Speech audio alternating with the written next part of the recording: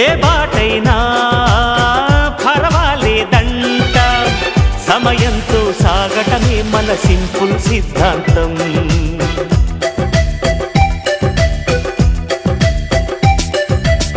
చిరుగాలికి పరిమళమిచ్చే సిరిమల్లెల వనమై ఉందాం, గగనాన్ని నేలను కలిపే హరివిల్లుల వంతెన అవుదాం.